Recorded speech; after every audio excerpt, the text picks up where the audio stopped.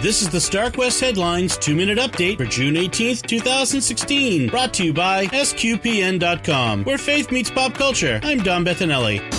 One J.R.R. Tolkien superfan so loves the Professor's Middle-earth stories that he's created a hand-illuminated copy of the Silmarillion. Benjamin Harf is a graphic designer in Germany, and he's recreated the entire book in the style of a medieval manuscript, with hand-illustrated initials, calligraphic pages, and illuminations. We're sure that Professor Tolkien, as a lover of ancient texts, would have loved it on the one hand, but been bemused on the other why someone would go to such lengths. And to answer your question, no, you can't buy one. I checked already.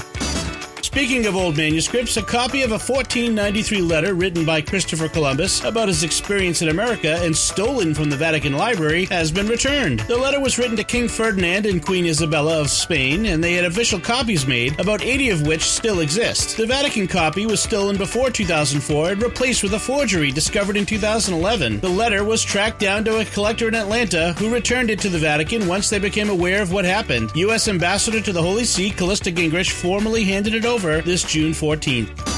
Pope Francis is going to Switzerland, and the Swiss Guard are going with him. More formally, the commander of the Swiss Guard will be traveling with the Pope in a place of honor in his entourage, as opposed to being part of his security detail like usual. Once in Geneva, they'll be received by two former Swiss Guard in uniform. The Pope is going to Geneva on Thursday to mark the 70th anniversary of the founding of the World Council of Churches.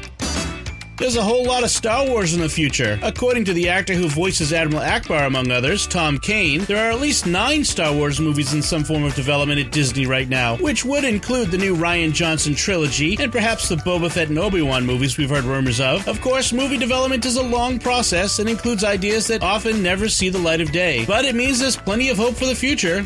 And that's the StarQuest Headline Update. Find links to the stories and be sure to subscribe for our updates every weekday at SQPN.com. I'm Dom Bettinelli.